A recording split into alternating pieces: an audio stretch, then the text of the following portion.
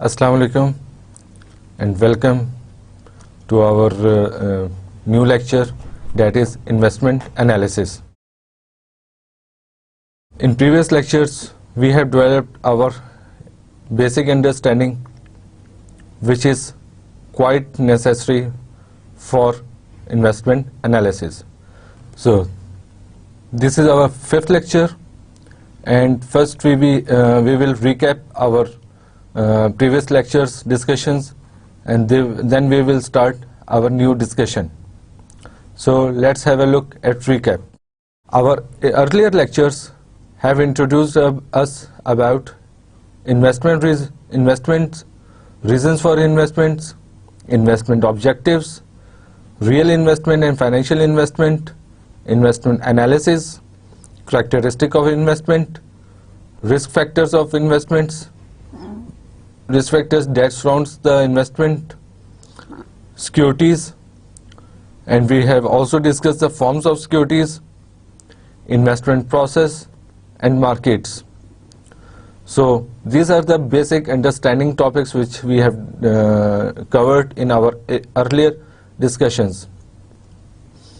Now, on the basis of this introductory lectures, we have developed an understanding, और ये हमारी future lectures में use होगी और काफ़ी हेल्प आउट करेगी कि हम एक अच्छे इन्वेस्टमेंट एनालिसिस कर सकें. Now let's have a look at our today's discussion. We will discuss investment analysis. जब हम शुरू करने चाह रहे हैं तो उसको एक हम दोबारा डिफाइन कर लेंगे और उसको एक दफ़ा दोबारा अपनी नज़रों से गुजार लेंगे ताकि हमें रिकॉल हो जाए कि इन्वेस्टमेंट एनालिसिस क्या था. Then we will discuss methods of investment analysis available to an investor, कि किन तरीकों से हम इन्वेस्टमेंट को एनालाइज कर सकते हैं. उसके बाद हम मेथड्स में डिस्कस करेंगे आज अकाउंटिंग रेट ऑफ रिटर्न, पे बैक पीरियड, और एक एग्जाम्पल करेंगे. आखिर में एग्जाम्पल बीच में भी है हर मेथड के बाद, और एक आखिर में एग्जाम्पल करेंगे जो कि दोनों मेथड्स को कवर करेंगे. Now let's start with investment analysis, कि हमने जो डिफाइन किया था कि इन्वेस्टमेंट एनालिसिस क्या होता है. Investment analysis is the study of financial securities for the purpose of successful investing. ये एक एक्टिविटी है जिसकी बेस पे एक इन्वेस्टर एनालाइज करता है कि उसे किस जगह इन्वेस्ट करने हैं, कब इन्वेस्ट करने हैं, और कब उसे इन्वेस्टमेंट को रिडीम कर लेना है और उसको मैच्योर कर लेना है. और इसकी डेफिनेशन में हमने इंपॉर्टेंट पॉइंट्स भी डिस्कस किए हुए थे कि कौन सी फाइनेंशियल सिक्योरिटीज में उसने ट्रेड करना है, how to trade and what assets there are to be trade. उसके बाद हमने इसकी डेफिनेशन में ये भी देखा है कि there are issues involved in studying the securities, the calculation of risk, returns and relationship between the two. Then there is a question of what success means for an investor and the investment strategies which ensure that choices are successful. और हमने ये भी discuss भी कर चुके हैं, और इसमें एक ये भी चीज़ थी, there are the theories that are necessary to try to understand how the markets work and how assets are priced. तो ये वो चीज़ें थी जो कि हम अपने बेसिक इंट्रोडक्शन में डिस्कस कर चुके हैं, देख चुके हैं कि रिस्क और रिटर्न किस तरह एक साथ साइड बाय साइड मूव करते हैं, और कौन सी मार्केट्स अवेलेबल हैं, किन मार्केट्स में कौन सी सिक्योरिटीज ट्रेड होती हैं, सिक्योरिटीज की फॉर्म्स क्या हैं. तो हम एक अच्छी अंडरस्टैंडिंग बना चुके हैं, और अभी हम टेक्निकल टॉपिक्स अपने स्टार्ट कर रहे हैं. नाउ एक इन्वेस्टमेंट एनालिसिस का यूज क्या होता है? Investment analysis can be used for any decision that involves an outlay now in order to obtain some future return और कॉस्ट सेविंग्स।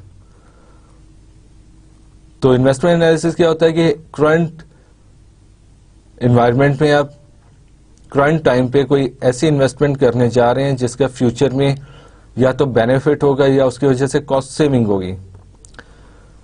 तो ऐसी इन्वेस्टमेंट क्या क्या हो सकती है? अगर हम एक कंपनी की एग्जांपल लें तो उसमें वो क्या उसके पास इन्वेस्टमेंट और तरीके होते हैं और क्या इन्वेस्टमेंट उसमें उसने कहाँ कहाँ करनी होती है। दीज इंक्लूड प्लांट एक्सपेंशन, हो सकता है कोई कंपनी चाह रही हो कि वो अपने प्लांट को एक्सपैंड करे, अपने रिसोर्सेज को इंक्रीज करे और उससे फायदा उठाए। तो अभी वो एक्सपेंशन के लिए क्या एनालिसिस करेगी इसको हम आगे चल के देखेंगे। या फिर हो सकता है वो इक्विपमेंट को रिप्लेस करना चाह रही है, एक मशीनरी को रिप्लेस करना चाह रही है विद लेटेस्ट टेक्नोलॉजी मशीनरी, तो उसको वो एनालाइज करेगी कि अभी करंट सिनेरियो में उससे वो क्या फ़ायदा उठा रही है। तो अगर उसको रिप्लेस कर देती है with amended and new technology machinery, तो उसके बाद उसके रिटर्न्स और रिवॉर्ड्स में क्या इफेक्ट आएगा। या फिर इक्विपमेंट सिलेक्शन की चॉइसेस वो कर सकती है। ये भी एक इन्वेस्टमेंट एनालिसिस में तरीका होता है कि आप अगर आप एक कंपनी इन्वेस्ट करना चाह रही है, उसके पास ऑप्शंस हैं कि या तो वो एक चाइना सैम्पल मशीनरी खरीद ले या फिर वो यूएसए की सैम्पल मशीनरी खरीदे। तो उसमें से क्या प्रोडक्ट्स जनरेट होंगे, कितने नंबर होंगे और उसके फ्यूचर बेनिफिट्स क्या हो सकते हैं। तो ये भी इन्वेस्टमेंट एनालिसिस का पार्ट होगा। या एक ऑप्शन होता है कि वो लीज कराए या बाय करे मशीन को, तो इसमें कंपनी को क्या बेनिफिट्स होंगे। ये भी इन्वेस्टमेंट एनालिसिस का एक पार्ट है कि लीज और बाय में कौन सी ऑप्शन बेहतर है। और या फिर एक जो हमने ऊपर भी देखा है, कॉस्ट रिडक्शन के लिए भी इन्वेस्टमेंट एनालिसिस किया जाता है कि कॉस्ट को अगर वो चेंज कर रहे हैं अपने तरीकों प्रोडक्शन के तरीकों को, तो उससे कॉस्ट में क्या क्या रिडक्शन आती है। तो टिपिकल इन्वेस्टमेंट एनालिसिस एक कंपनी के पॉइंट ऑफ व्यू से इस तरह के होते हैं। Now what are the investment appraisal methods. उसमें इस डायग्राम में आप देख रहे हैं कि इन्वेस्टमेंट अप्रेजल में या इन्वेस्टमेंट एनालिसिस में कैश फ्लो एनालिसिस वो के तरीके से एनालाइज कर सकते हैं इन्वेस्टमेंट को। या पे बैक पीरियड होता है, एक अकाउंटिंग रेट ऑफ रिटर्न है, या फिर नेट प्रेजेंट वैल्यू के थ्रू एक कंपनी अपनी इन्वेस्टमेंट को एनालाइज कर सकती है, या प्रॉफिटेबिलिटी इंडेक्स के थ्रू कर सकती है, या इंटरनल रेट ऑफ रिटर्न के थ्रू कर सकती है। तो ये कुछ तरीके हैं एक इन्वेस्टमेंट को एनालाइज करने के लिए। इसको हम रिकॉल कर लेते हैं। अकाउंटिंग रेट ऑफ रिटर्न, पे बैक पीरियड, एक दो बेसिक तरीके हैं और काफ़ी हिस्टोरिकल हिस्ट्री में ये यूज़ होते रहे और ये बेस करते हैं पास्ट परफॉर्मेंस के ऊपर, पास्ट नंबर्स के ऊपर। यानी हिस्टोरिकल डेटा एक कंपनी उठाती है और उसके बेस पे अकाउंटिंग रेट ऑफ रिटर्न और पे बैक पीरियड को कैलकुलेट किया जाता है और इन्वेस्टमेंट को एनालाइज किया जाता है। या दूसरा तरीका है कैश फ्लोज के थ्रू। तो कैश फ्लोज में नेट प्रेजेंट वैल्यू भी है, इंटरनल रेट ऑफ रिटर्न है या प्रॉफिटेबिलिटी इंडेक्स है। इन तीनों तरीकों में कैश फ्लोज के थ्रू एक कंपनी एनालाइज करती है अपने इन्वेस्टमेंट को। जो आज के दिन में हम जिन टॉपिक्स पे फोकस रखेंगे वो है एक तो accounting rate of return and secondly पे बैक पीरियड, क्योंकि बेसिक तरीके हैं एक इन्वेस्टमेंट को एनालाइज करने के लिए। तो इस पे हम आज फोकस रखेंगे ताकि आपकी इन दोनों मैटर्स पे ग्रिप आ जाए। तो उसके बाद फिर हम कैश फ्लो पे जाएंगे जो कि मोस्ट कॉमन है और मोस्ट वाइडली यूज्ड होता है ऑल ओवर द वर्ल्ड के कैश फ्लोज के थ्रू इन्वेस्टमेंट को एनालाइज किया जाए। तो let us start with accounting rate of return. इसमें वही डायग्राम आप देख रहे हैं कि जो कि हमने ऊपर इन्वेस्टमेंट अप्रेजल के तरीकों के लिए देखी थी, कौन कौन से तरीके अवेलेबल हैं। उसमें अकाउंटिंग रेट ऑफ रिटर्न में एलिमेंट्स कुछ शो हो रहे हैं कि it's depends on the profitability, के प्रॉफिट्स को हम लेते हैं कि एक कंपनी अगर इन्वेस्ट करना चाह रही है मशीनरी में तो उसके बेस पे जो प्रॉफिट जनरेट होंगे उसको हम वो फैक्टर यूज होता है।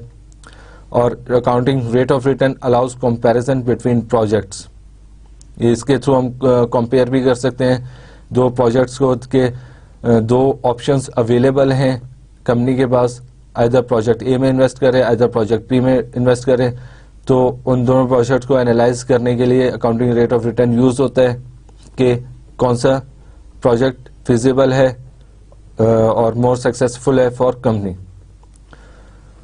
और इसमें हम अकाउंटिंग रेट ऑफ रिटर्न में फोकस रखते हैं towards, it is more towards income stream not time related, यानी टाइम की इसमें इन्वॉल्वमेंट नहीं होती इस तरीकों को यूज करने में।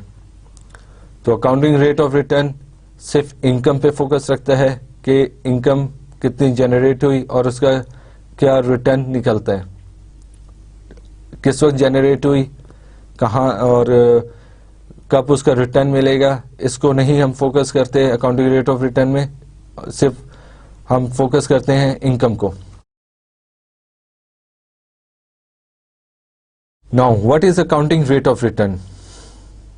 It expresses the average annual net income as a percentage of amount invested. जैसे कि पीछे मैंने आपको बताया कि अकाउंटिंग रेट ऑफ रिटर्न में हम इनकम को फोकस करते हैं कि कितनी इनकम जनरेट हुई, तो उस इनकम को हम on the basis of initial investment अपना एक रिटर्न निकालते हैं कि इससे इन्वेस्टर को कितना रिटर्न मिल रहा है। This may be in terms of initial capital outlay और द एवरेज अमाउंट इन्वेस्टेड और the useful life of the investment.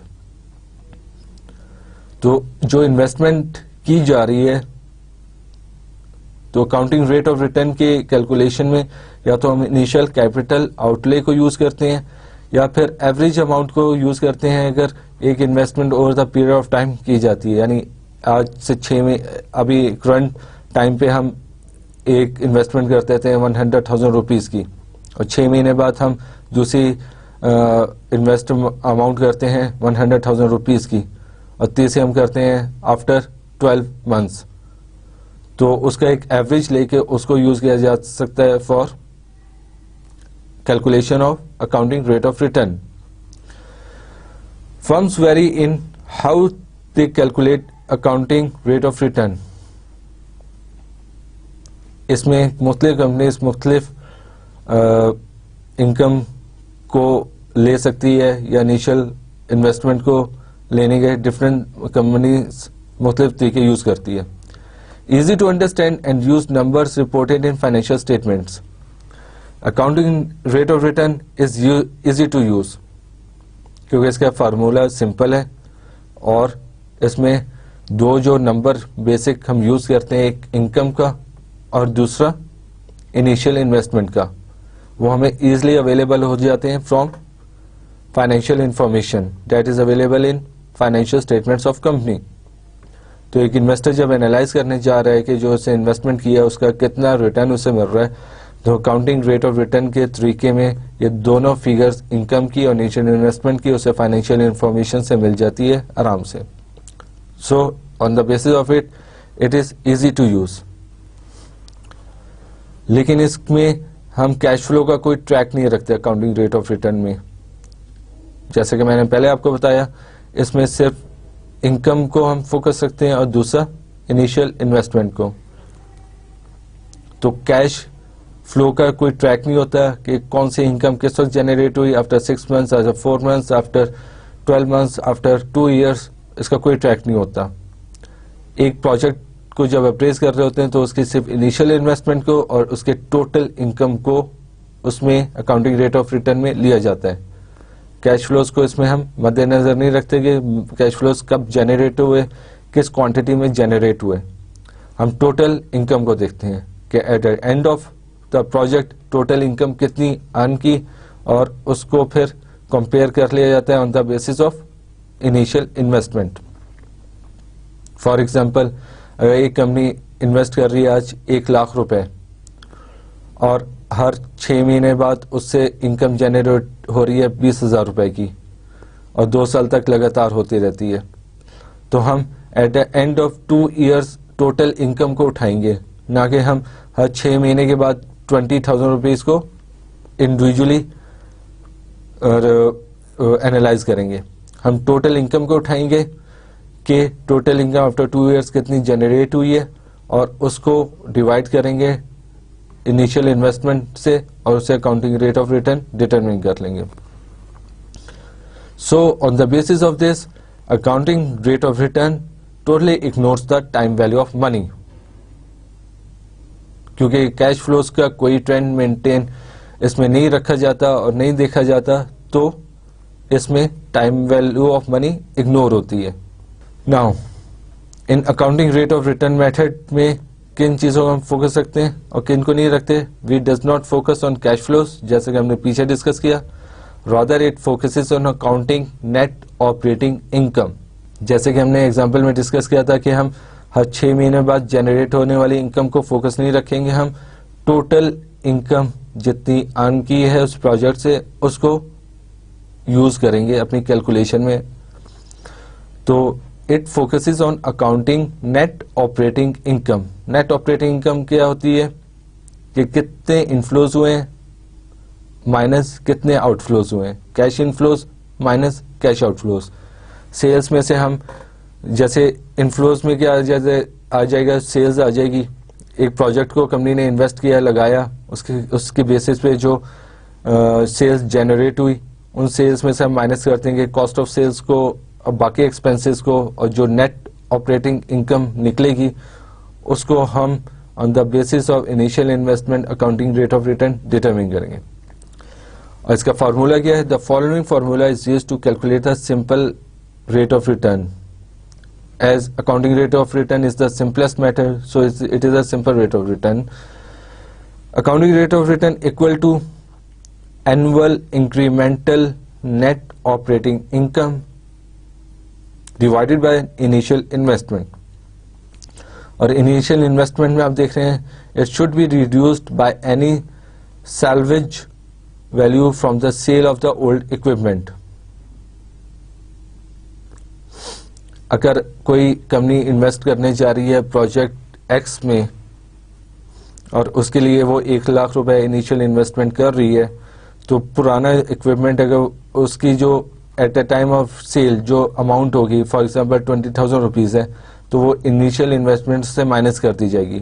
For example 100,000 minus 20,000, 80,000 हम यूज़ करेंगे फॉर इनिशियल इन्वेस्टमेंट अमाउंट।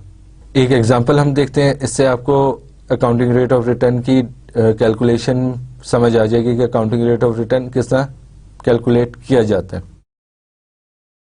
ये एग्जांपल है जिसमें एक मैनेजमेंट है कंपनी की जो कि एक मशीन इंस्टॉल करना चाह रही है, तो उसकी इनिशियल इन्वेस्टमेंट जो उसके कैश फ्लोज को हम देखते हैं किस तरह वो इनिशियल इन्वेस्टमेंट को उसके ऑपरेटिंग इनकम को किस तरह वो यूज कर रहे हैं accounting rate of return method में।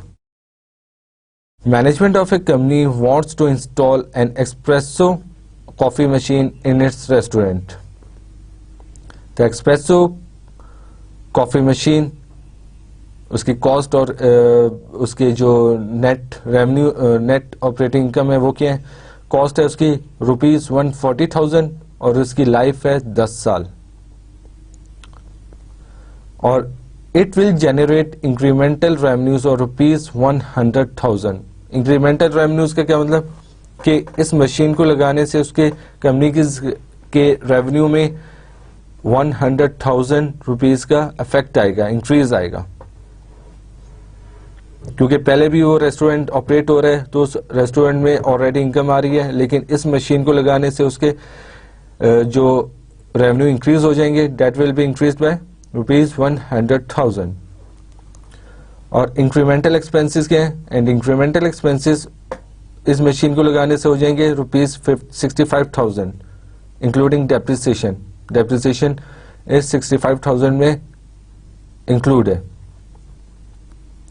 यानी रेस्टोरेंट ऑलरेडी ऑपरेट कर रहा है, उसे इनकम्स जनरेट हो रही हैं, लेकिन इस मशीन को लगाने से उसके रेवेन्यूज में कितना इफेक्ट आ रहा है, इंक्रीज आ रहा है 1,00,000 रुपए का, और इस मशीन को लगाने से उसके एक्सपेंसेस में 65,000 रुपीज का इजाफा हो रहा है। तो these are incremental revenues and incremental cost, और इस कॉस्ट में डेप्रिसिएशन शामिल है। तो इसमें अकाउंटिंग रेट ऑफ रिटर्न को हम किस तरह डिटरमिन करेंगे, लेट अस सी।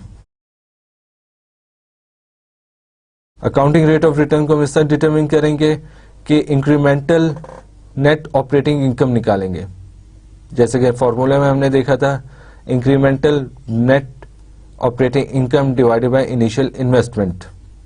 तो इंक्रीमेंटल नेट ऑपरेटिंग इनकम किस तरह कैलकुलेट हो रही है कि incremental revenue minus incremental expense divided by initial investment. तो इंक्रीमेंटल रेवेन्यू इसमें था इस एग्जांपल में ₹100,000, और उसमें से इंक्रीमेंटल एक्सपेंसेस को निकाला ₹65,000, और जो उसकी इनिशियल इन्वेस्टमेंट थी 140,000 की थी।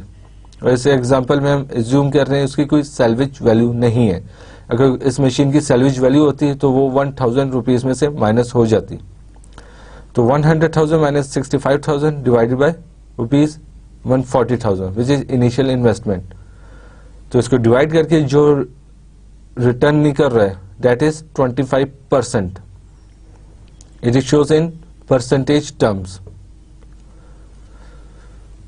तो इस एग्जांपल में हमने देखा कि एक इन्वेस्टर, एक कंपनी जब अपनी इन्वेस्टमेंट को एनालिसिस करना चाहती है before making a investment decision, तो उसमें वो इंक्रीमेंटल नेट ऑपरेटिंग इनकम को डिवाइड कर इनिशियल इन्वेस्टमेंट से डिवाइड करके अपने अकाउंटिंग रेट ऑफ रिटर्न को निकाल लेती है। और इस एग्जांपल में जो अकाउंटिंग रेट ऑफ रिटर्न निकला है दैट इज 25%। एक इसके साथ साथ हम एक और चीज डिस्कस कर चाहें जो अकाउंटिंग रेट ऑफ रिटर्न पे क्रिटिसिज्म किया जाता है। क्रिटिसिज्म ऑफ द सिंपल और accounting rate of return include this matter ignores the time value of money and it can fluctuate from year to year. ये simple criticism है जो कि accounting rate of return पे किया जाता है कि accounting rate of return totally ignores the time value of money because it ignores the cash flow trend, कि किस वक्त कौन सा कैश फ्लो जनरेट हो रहा है, इसको इसमें इस कैलकुलेशन में हम यूज नहीं करते। तो time value of money is totally ignored in accounting rate of return. और अगर नेट ऑपरेटिंग इनकम हर साल चेंज हो रही है तो उसकी वजह से it can fluctuate from year to year.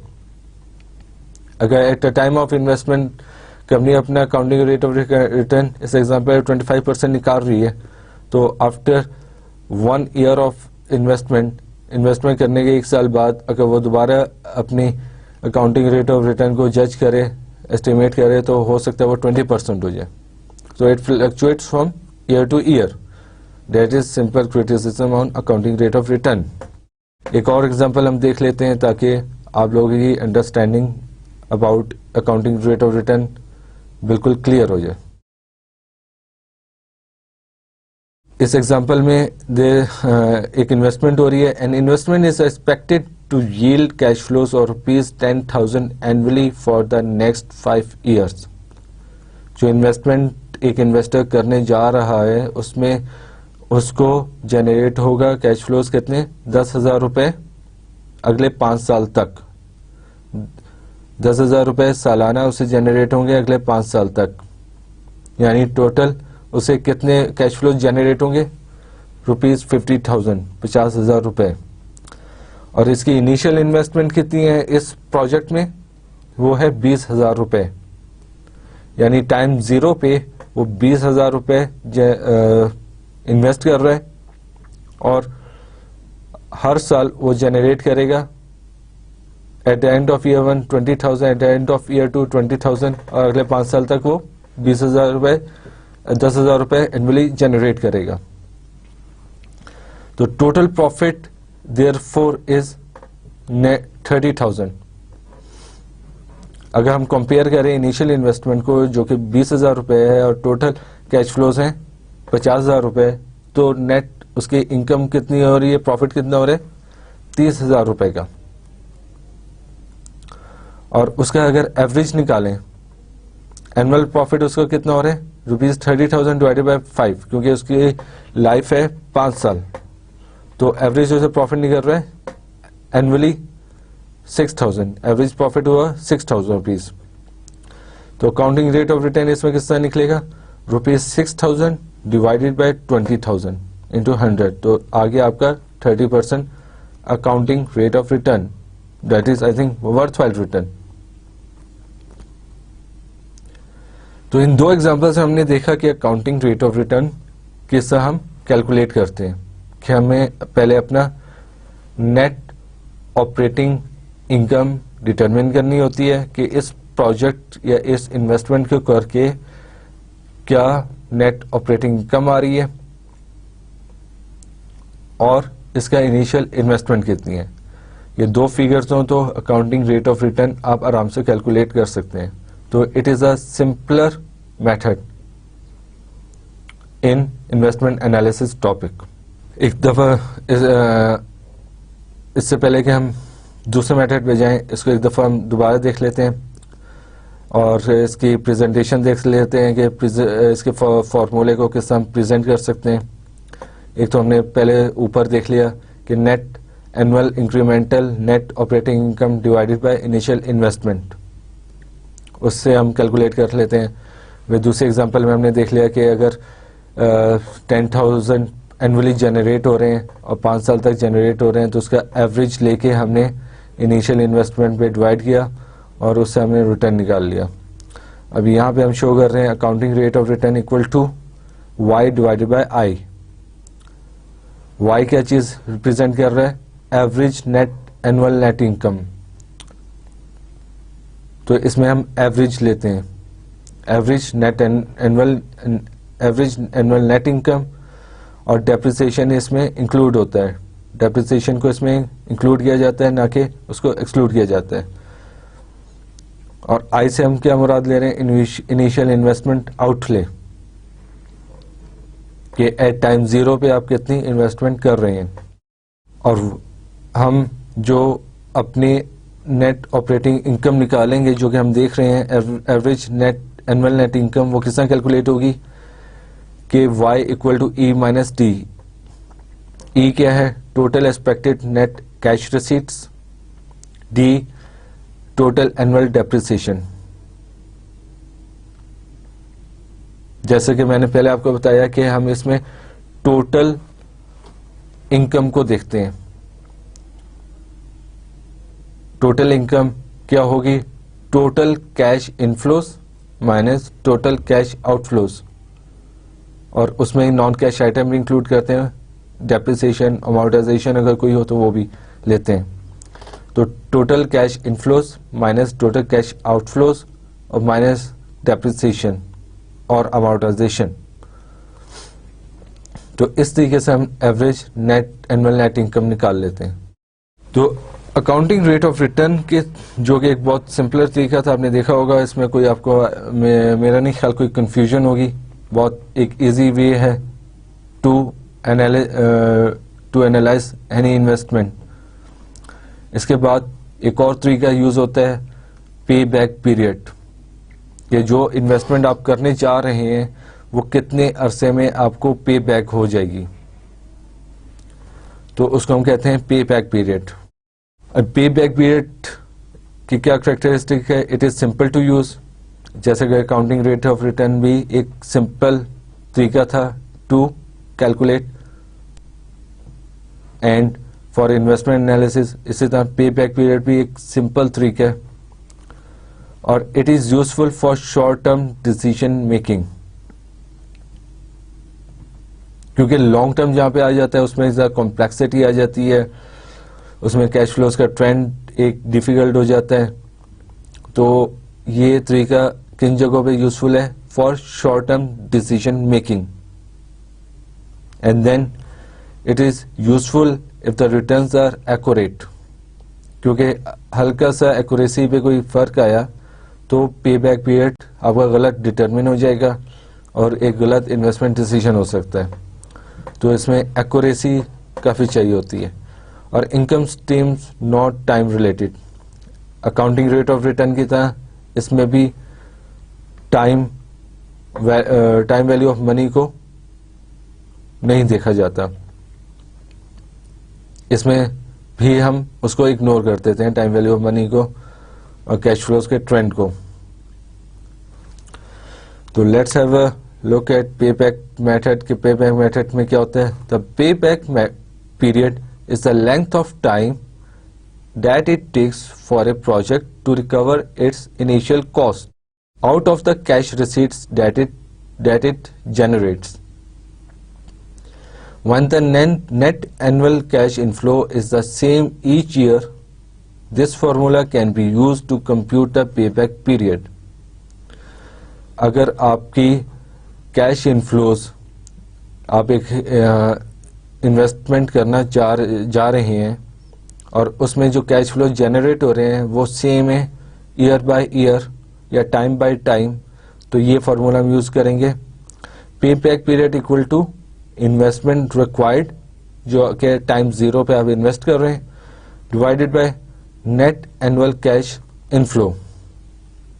Net annual cash inflow, जब आप इन्वेस्टमेंट के अमाउंट को डिवाइड करेंगे नेट एनुअल कैश इनफ्लोज के साथ, तो आपके पास एक पीरियड आ जाएगा कि इस पीरियड में आप अपनी इन्वेस्टमेंट को रिकवर कर लेंगे।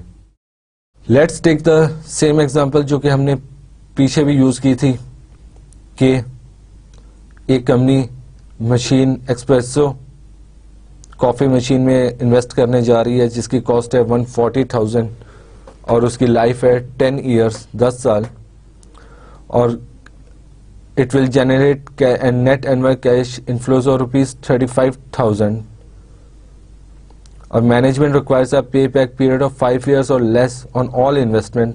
ये मैनेजमेंट का ऑब्जेक्टिव है कि वो जहाँ के भी इन्वेस्टमेंट करती है तो वो उसको रिकवर करना चाहती है इन 5 years पीरियड, कि 5 साल में उसकी पूरी इन्वेस्टमेंट रिकवर हो जाए।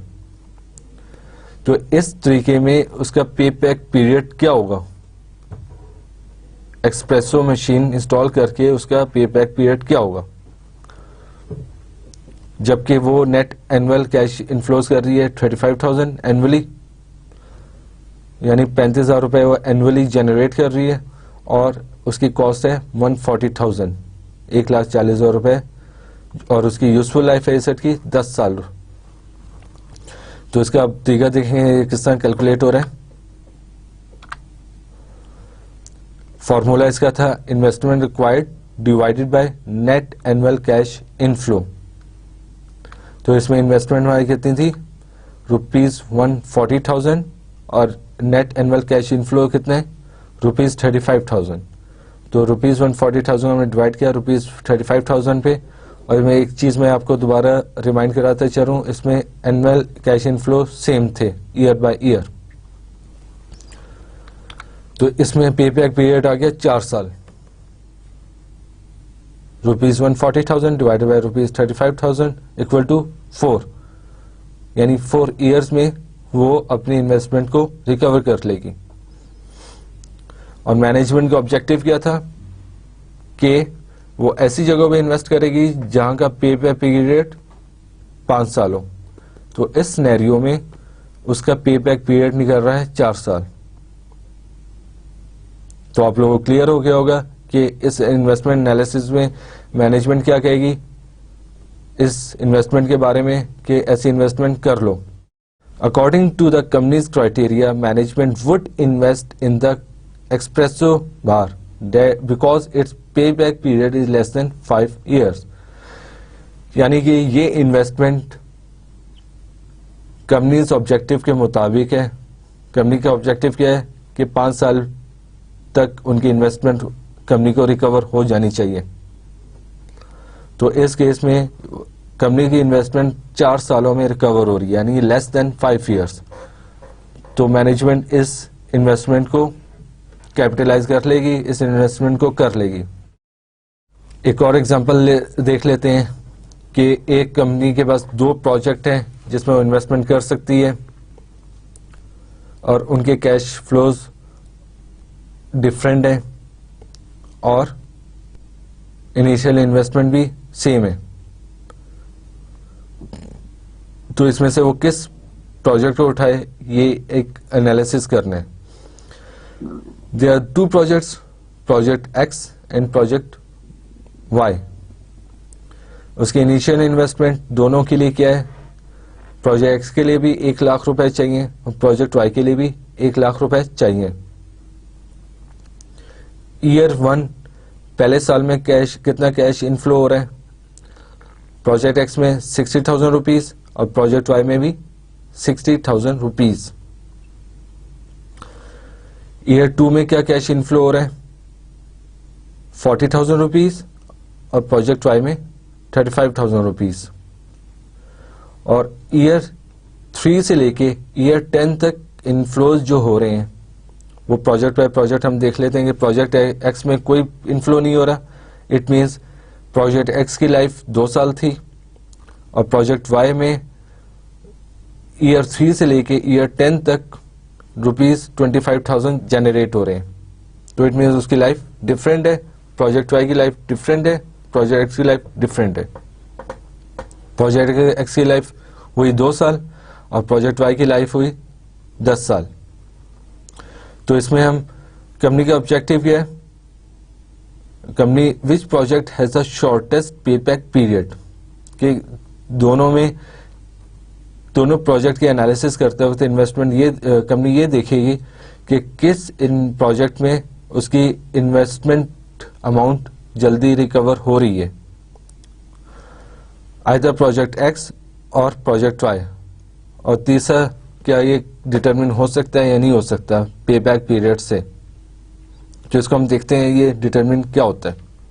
प्रोजेक्ट एक्स का जो टाइम पीरियड हम निकाल रहे हैं वो है 2 साल, यानी 2 सालों में प्रोजेक्ट एक्स कंप्लीट हो रहा है और 1000 जो अमाउंट है इनिशियल इन्वेस्टमेंट की वो रिकवर हो रही है आफ्टर 2 इयर्स। पहले साल में 60,000 और दूसरे साल में 40,000। तो आफ्टर 2 इयर्स 100,000 की इनिशियल इन्वेस्टमेंट रिकवर हो रही है। It means in project x the pay back period is 2 years. अब प्रोजेक्ट वाई में क्या हो रहा है कि पहले साल में इनकम जनरेट हो रही, कैश इनफ्लो हो रहा है 60,000 का, दूसरे साल के आखिर में कैश इनफ्लो हो रहा है 35,000 का। तो total after the end of 2 years कितना cash flow, total cash inflow हो गया 95,000 और 5,000 बच गए from initial investment. Initial investment थी 100,000 रुपीज और टोटल कैश इनफ्लो हुआ from this project Y 95,000 after year 2। तो 5,000 रुपए जो बच गए वो कब रिकवर होंगे? तीसरे साल में।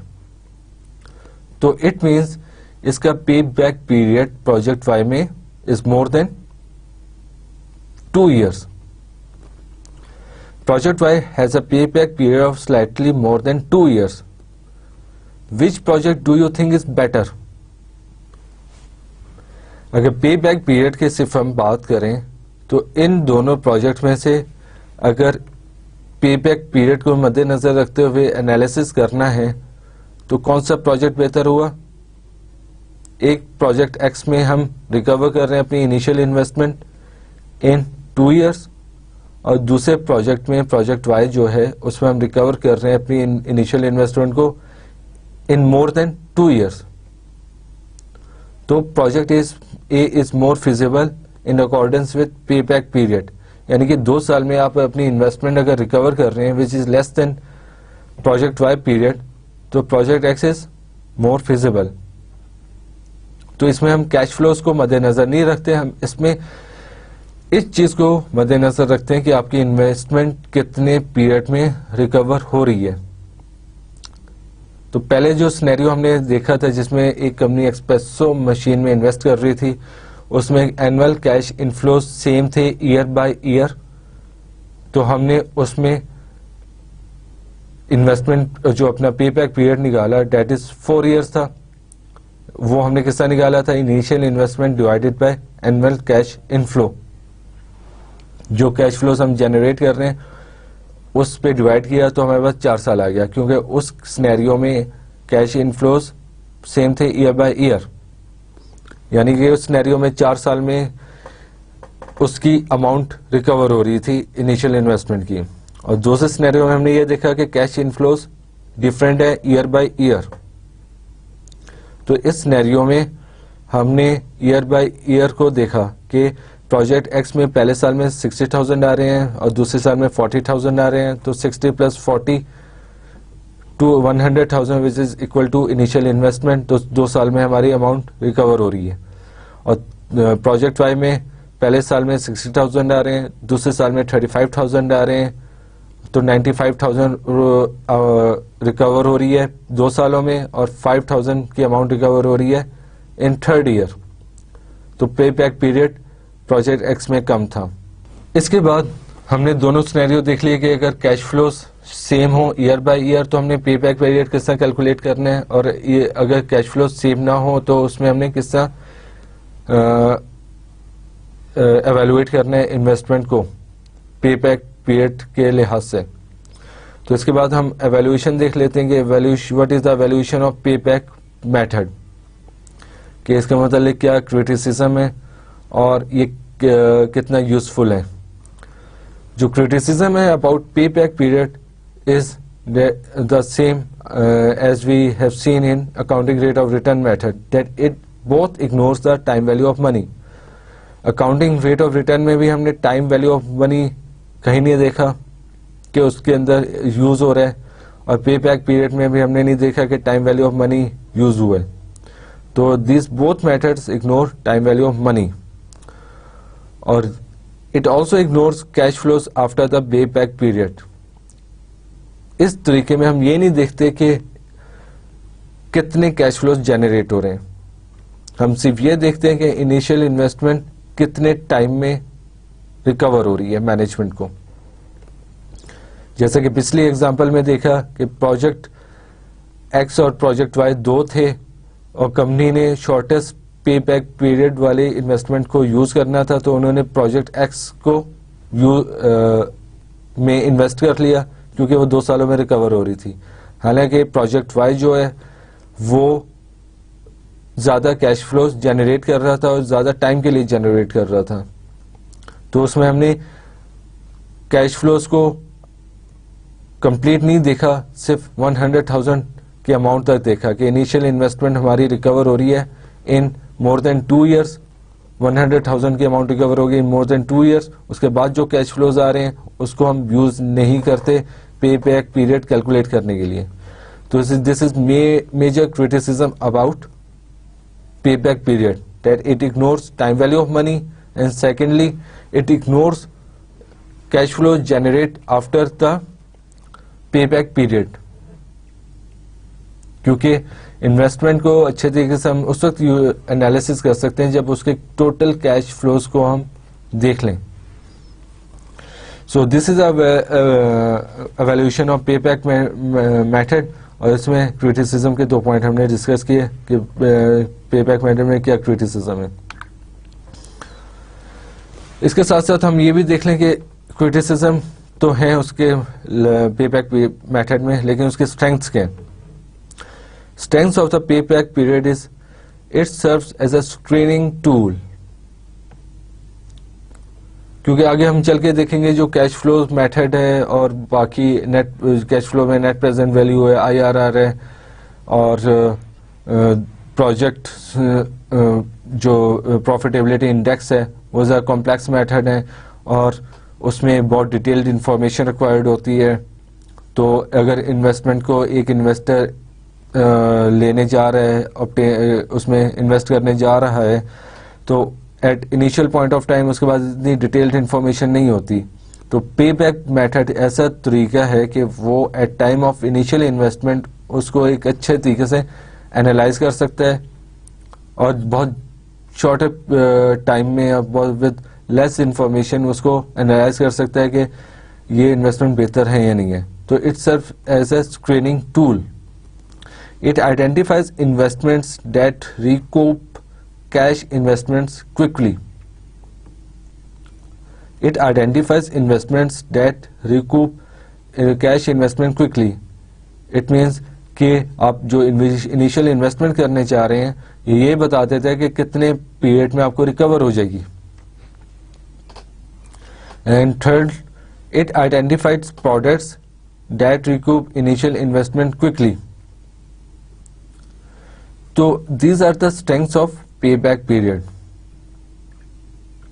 हमने उसकी क्रिटिसिज्म भी देख लिया, उसकी स्ट्रेंथ भी देख ली. नाउ पे back period in uneven cash flows. इसकी एक एग्जांपल तो हमने देख ली थी, इसको हम डिटेल में डिस्कस कर लेते हैं ताकि एक अंडरस्टैंडिंग क्लियर हो जाए और आपको कैलकुलेशन करने में और उसको समझने में कोई और मसला ना हो. When the cash flows associated with an investment project change from year to year, the payback formula introduced earlier cannot be used. जो कि फॉर्मूला हमने पीछे यूज किया है वो हम यूज नहीं कर सकते जब कैश फ्लोज अनइवन हो from year to year. Instead, the unrecovered investment must be tracked year by year. क्या मतलब हुआ इसका? जैसे कि पिछले इन्वेस्टमेंट में देखा कि एक कंपनी के पास दो प्रोजेक्ट हैं, project X and project Y. तो पहले साल में 60,000 अमाउंट रिकवर हो रही है और दूसरे साल में 40,000 अमाउंट रिकवर हो रही है. तो दूसरे साल में हम ये देखेंगे कि 100,000 माइनस 60,000 जो रिकवर हो गई है उसको निकाल के 40,000 बचे जो कि रिकवर होने हैं सेकेंड ईयर.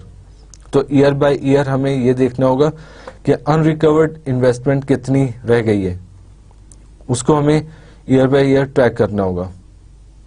जैसे कि ग्राफ आप स्क्रीन में देख रहे हैं कि एक डायग्राम्स बनी हुई है कि 1000 जनरेट हो रहे हैं ईयर 1 में, ईयर 2 में कोई अमाउंट नहीं जनरेट हो रही, ईयर 3 में 2000 जनरेट हो रहे हैं, ईयर 4 में ₹1000 जनरेट हो रहे हैं और ईयर 5 में ₹500 जनरेट हो रहे हैं.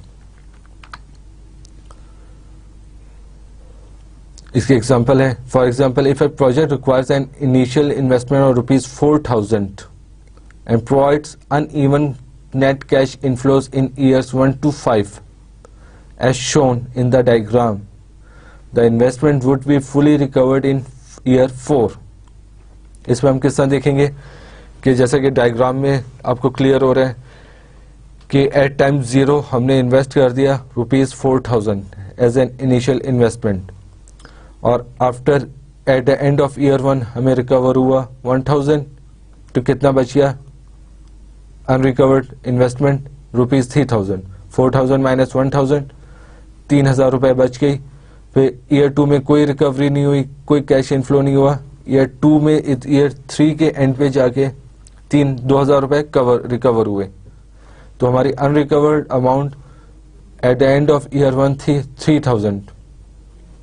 तो at the end of year 3 we receive 2,000. So 3,000 minus 2,000 1,000 की हमारी अनरिकवर्ड प्रिंसिपल अमाउंट रह गई at the end of year 3. और at the end of year 4 we receive ₹1,000. So हम that is equal to our unrecovered amount at the end of year 3.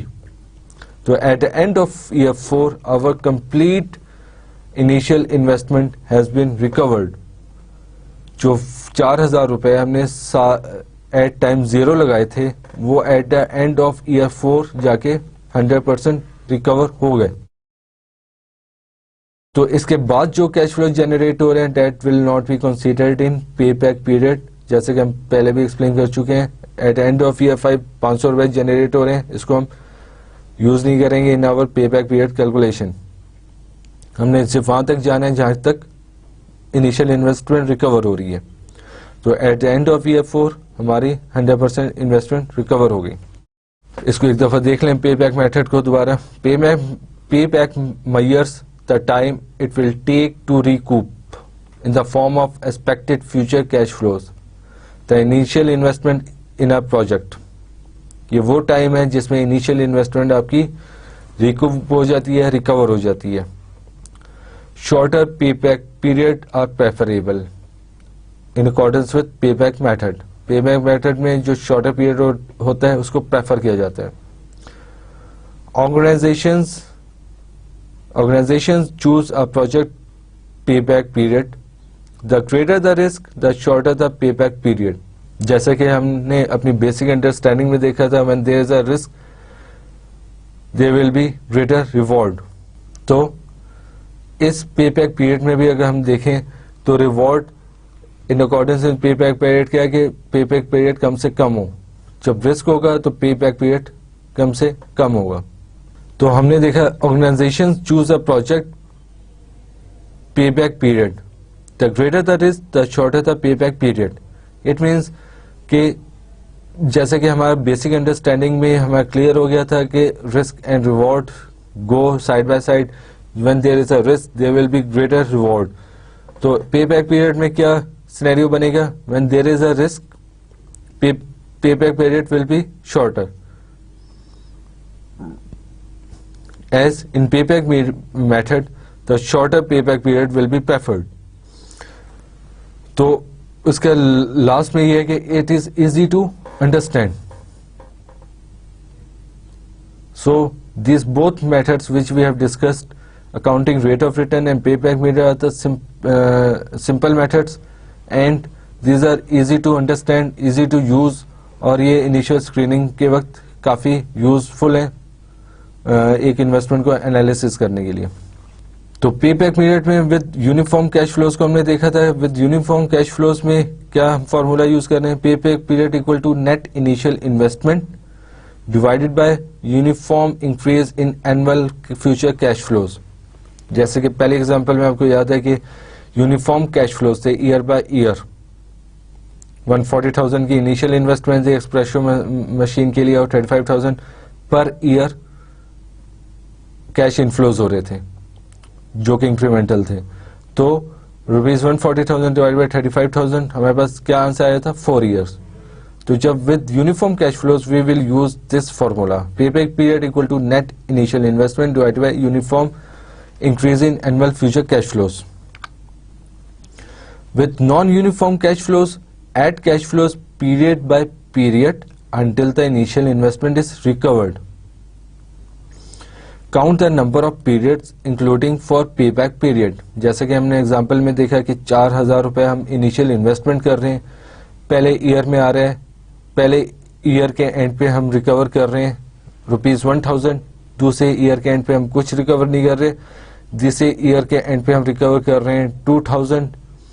तो total recovery eight the end of year 3 हमारी हो गई 3,000 rupees, और year and के and पे हम recover कर रहे हैं 1,000 रुपीज. तो 4 सालों के बाद हमने टोटल रिकवरी अपनी कितनी कर ली? 4,000. That is equal to initial investment. तो year by year cash inflows को हम ऐड करेंगे और उसके पीरियड्स को काउंट कर लेंगे तो हमारा पे बैक पीरियड डिटरमिन हो जाएगा. एक दफा दोबारा देख लेते हैं. With non uniform cash flows add cash flows period by period until the initial investment is recovered.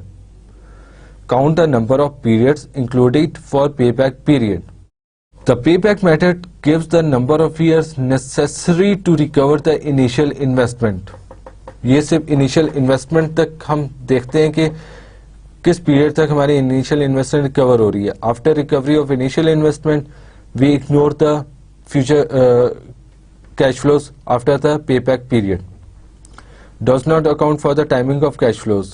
ये चीज़ें हम रिमाइंड कर रहे हैं, बार बार रिवाइज कर रहे हैं ताकि एक चीज़ आपको अच्छी अंडरस्टैंडिंग बन जाए.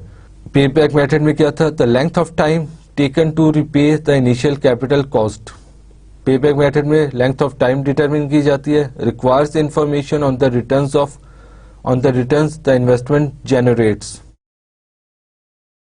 जैसे कि हम एग्जाम्पल में भी देख चुके हैं कि रिटर्न्स कितने जनरेट हो रहे हैं इन्वेस्टमेंट पे, सिर्फ उनको देखा जाता है कि वो कब तक जनरेट हो रहे हैं, इन्वेस्टमेंट कितनी रिकवर हो रही है. एक एग्जांपल दोबारा हम देख लेते हैं ताकि अंडरस्टैंडिंग क्लियर हो जाए. आ machine cost ₹600,000 it produces items that generate a profit of ₹5 each on a production run of 60,000 units per year. जो एक मशीन में इन्वेस्टमेंट की जा रही है जिसकी कॉस्ट है 600,000 रुपीज, 6 लाख रुपए, और इस इन्वेस्टमेंट इस मशीन से क्या जनरेट होगा, 60,000 यूनिट्स पर ईयर जनरेट होंगे। एक साल के अंदर 60,000 यूनिट जनरेट होंगे, और एक यूनिट पे प्रॉफिट जो जनरेट हो रहा है वो है 5 रुपए, यानी 60,000 units multiply by ₹5 profit per unit is equal to 300,000 rupees, यानी 3 लाख रुपए पर ईयर हम उसका प्रॉफिट जनरेट कर रहे हैं। तो it means 600,000 divide by 300,000 equal to 2 years, यानी 2 साल में हम अपनी इनिशियल इन्वेस्टमेंट को रिकवर कर लेंगे। तो ये पे बैक पीरियड का, पे बैक मेथड का रिकैप हमने देखा। और पे back could occur during a year, यानी साल के दरमियान में भी खत्म हो जाता है, रिकवर हो सकती है इनिशियल इन्वेस्टमेंट। फॉर एग्जांपल ये रिकवर हो सकती है 2.5 ईयर्स में या 2.3 ईयर्स में, तो ये फ्रैक्शन में भी रिकवरी हो सकती है इनिशियल इन्वेस्टमेंट की। तो हमने डिस्कस किया पे बैक मेथड को, और पे बैक पीरियड में एक चीज है कि pay back could occur during a year. It means जैसे कि हम जब 2 प्रोजेक्ट को देख रहे थे, प्रोजेक्ट एक्स और प्रोजेक्ट वाई की एग्जांपल ली है हमने, उसमें प्रोजेक्ट वाई में 2.1 ईयर्स में रिकवरी हो रही है टोटल इन्वेस्टमेंट की। तो इट मींस के तीसरे साल के शुरू में पूरी इनिशियल इन्वेस्टमेंट रिकवर हो रही है। तो it could occur during a year. ये जरूरी नहीं है कि पे बैक पीरियड एक कंप्लीट राउंड फिगर हो, 4 साल, 3 साल, 2 साल। इट कैन बी 2.1, 3.6, इस तरह भी हो सकती है, यानी साल के दरमियान में भी रिकवरी हो सकती है, कंप्लीट हो सकती है। It can take account of this by reducing the cash inflows from the initial investment to days, weeks और years। यानी कई दिनों में भी रिकवरी हो सकती है, कई महीनों में रिकवरी हो सकती है, कई सालों में रिकवरी हो सकती है। जरूरी नहीं है कि हमारे पास हमेशा एक राउंड फिगर आए।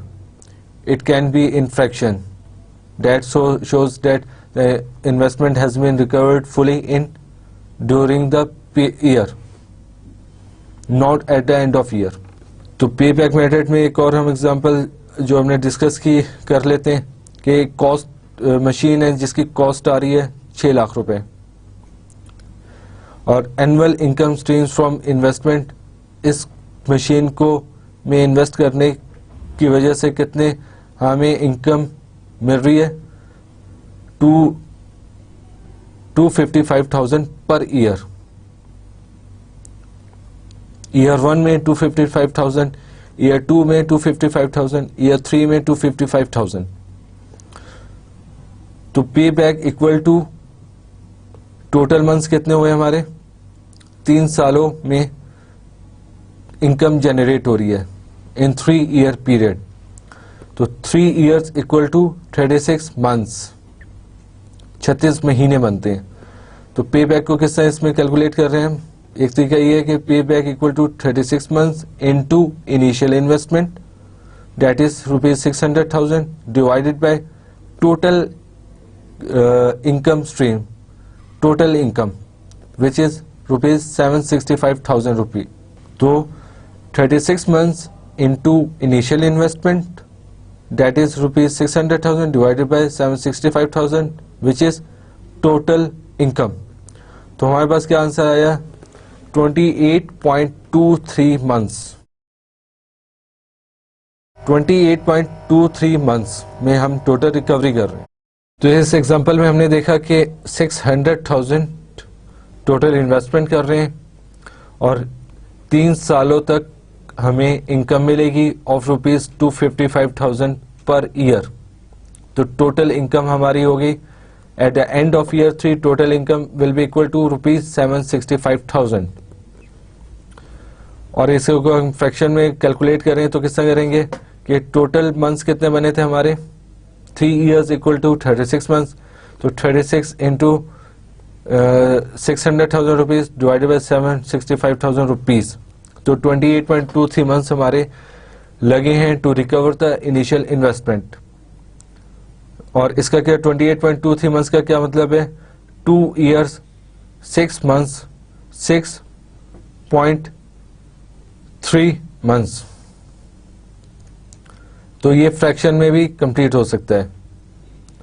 जैसे कि हमने कहा था कि पे बैक पीरियड जरूरी नहीं है साल के आखिर में कंप्लीट हो, साल के दरमियान में भी कंप्लीट हो सकता है। तो इस एग्जांपल से ये हमने आपको दिखाया है कि साल के दरमियान में भी इन्वेस्टमेंट आपकी रिकवर हो सकती है और पे बैक पीरियड बन सकता है। इसे एक और तरीके से भी मेंशन किया जा सकता है इसके फॉर्मूले को, which is P equal to I divide by E। P where P stands for payback period in years, I equal to initial investment outlay, E equal to annual net cash flows, cash receipts less cash expenses. It means total income, net income. Initial investment outlay divided by net income. एक आखिर में हम इस session को close करते करते हम एक एग्जांपल देख लेते हैं जिसमें हमारे पास 3 इन्वेस्टमेंट है और तीनों इन्वेस्टमेंट की एक जो इनिशियल इन्वेस्टमेंट है वो सेम है ₹20,000, और जो कि इनिशियल एट टाइम 0 हम इन्वेस्ट करेंगे और ईयर बाय ईयर उसके कैश फ्लोज जनरेट हो रहे हैं। इन्वेस्टमेंट ए में जैसे कि आप देख सकते हैं कि cash flows uneven cash flows generate हो रहे हैं। इन्वेस्टमेंट बी में सेम लाइन ऑफ स्ट्रीम में कैश फ्लोज जनरेट हो रहे हैं 5,805 सालों तक लगातार जनरेट हो रहे हैं, और इन्वेस्टमेंट सी में भी अनइवन कैश फ्लोज जनरेट हो रहे हैं। तो इस एग्जांपल में हम दोनों मेथड्स अप्लाई करते हैं, accounting rate of return and पे बैक पीरियड, और उससे देखते हैं कि रिजल्ट्स क्या निकलते हैं। और जो कि इन्वेस्टर तमाम मेथड्स अब यूज करता है टू एवेलुएट के how much the investment is feasible for the investor. तो जैसे कि आप स्क्रीन में देख सकते हैं कि एवरेज रेवेन्यूज भी हमने निकाले हुए हैं। एवरेज रेवेन्यू इन्वेस्टमेंट ए के केस में 6,000 है, इन्वेस्टमेंट बी के केस में 5,800 है क्योंकि कैश इनफ्लो सेम है, और इन्वेस्टमेंट सी के केस में 5,600 है। एक तो एनालिसिस, सिंपल एनालिसिस ये हो जाता है कि एवरेज जो इनफ्लो मिल रहा है वो सबसे ज्यादा इन्वेस्टमेंट ए में निकल रहा है। तो एक लेमैन ये समझ सकता है कि इन्वेस्टमेंट ए सबसे फिजिबल है क्योंकि इन्वेस्टमेंट ए में एवरेज कैश इनफ्लो सबसे ज्यादा है। अब पे बैक पीरियड को कैलकुलेट करें तो इन्वेस्टमेंट ए में किस तरह हम कैलकुलेट करेंगे 20,000 डिवाइड बाय 6,000, तो 6,000 इज एवरेज रेवेन्यूज, और जो कि निकल रहे हैं 3.33 ईयर्स के इक्वल, और इन्वेस्टमेंट बी में 20,000 divided by 5,800 which is equal to 3.45 years, और इन्वेस्टमेंट सी के केस में 3.57 ईयर्स निकल रहे हैं। तो इसमें सबसे कम पीरियड है जो पे बैक पीरियड है वो इन्वेस्टमेंट ए के लिए है विच इज 3.33 ईयर्स। तो इस लिहाज से सबसे फिजिबल पे बैक पीरियड के लिहाज से देखें तो सबसे फिजिबल जो इन्वेस्टमेंट है दैट इज इन्वेस्टमेंट ए। और इसके साथ अगर अकाउंटिंग रेट ऑफ रिटर्न को देखें तो अकाउंटिंग रेट ऑफ रिटर्न क्या था कि net incremental profits divided by initial investment.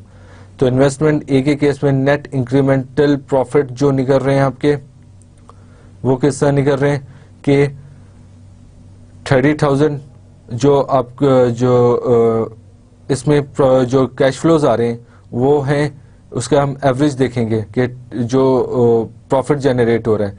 तो टोटल जो इन्वेस्टमेंट ए के केस में प्रॉफिट जनरेट हो रहे हैं, जो कैश फ्लोज जनरेट हो रहे हैं वो हैं इक्वल टू 30,000, और इनिशियल इन्वेस्टमेंट है 20,000, तो एवरेज जो प्रॉफिट निकल रहा है वो निकल रहा है 2,000 का। तो इन्वेस्टमेंट ए के केस में हमारा अकाउंटिंग रेट ऑफ रिटर्न आप देख रहे होंगे स्क्रीन में कि निकल रहा है 10%, और इन्वेस्टमेंट बी के केस में टोटल जो कैश फ्लोज थे हमारे थे 29,000, तो हमारे एवरेज जो प्रॉफिट निकल रहा है वो निकल रहा है 1,800। तो इसका अकाउंटिंग रेट ऑफ रिटर्न निकल रहा है 9%। और इसे अकाउंटिंग इन्वेस्टमेंट सी के केस में जो हमारा accounting rate of return determine हो रहा है दैट इज 8%। और इसमें एक अजम्पशन हमने ली थी इन्वेस्टमेंट फुली डेप्रिशिएटेड इन 5 ईयर्स, तो 5 साल में जो अकाउंटिंग रेट ऑफ रिटर्न सबसे ज्यादा निकल रहा है दैट इज फॉर इन्वेस्टमेंट ए। तो इस एग्जांपल के मुताबिक हमारा क्या हमें कंक्लूजन किया है कि पे बैक पीरियड के मुताबिक भी और अकाउंटिंग रेट ऑफ रिटर्न के मुताबिक भी इन्वेस्टमेंट इज मोर फिजिबल। तो इस एनालिसिस के बाद दोनों के सॉल्यूशंस देखने के बाद, पे बैक पीरियड के भी अकाउंटिंग रेट ऑफ रिटर्न के भी सॉल्यूशन देखने के बाद हमें क्या एक इन्वेस्टर एनालिसिस करेगा कि investment A is more feasible than investment B and investment C. तो इस सेशन में हमने एक तो शुरू में तमाम मेथड्स देखे कि किस किन मेथड से हम एक इन्वेस्टमेंट को एनालाइज कर सकते हैं, और उन मेथड्स में हमने आज के सेशन में 2 मेथड्स को डिस्कस किया। Number 1 accounting rate of return and secondly पे बैक पीरियड। तो इनमें हमने डिटेल में एग्जांपल्स भी देखी हैं जो कि आपके अंडरस्टैंडिंग के लिए काफ़ी यूजफुल होंगी। इसके साथ साथ असाइनमेंट में कुछ इसके एग्जांपल्स भी कुछ क्वेश्चंस भी दिए जाएंगे जो कि आप लोग प्रैक्टिस करेंगे। इसके बाद आपकी ग्रिप इस 2 टॉपिक्स पे अच्छी आ जाएगी। और नेक्स्ट सेशन में हम इसके नेक्स्ट लेवल पे जाएंगे इन्वेस्टमेंट एनालिसिस के, जिसमें हम कैश फ्लोज को डिस्कस करेंगे और उसकी टेक्निकलिटीज को डिस्कस करेंगे। तो इसके साथ ही हमारा आज का सेशन खत्म होता है और आपसे नेक्स्ट लेक्चर में मुलाकात होगी। Thank you very much. अस्सलाम वालेकुम।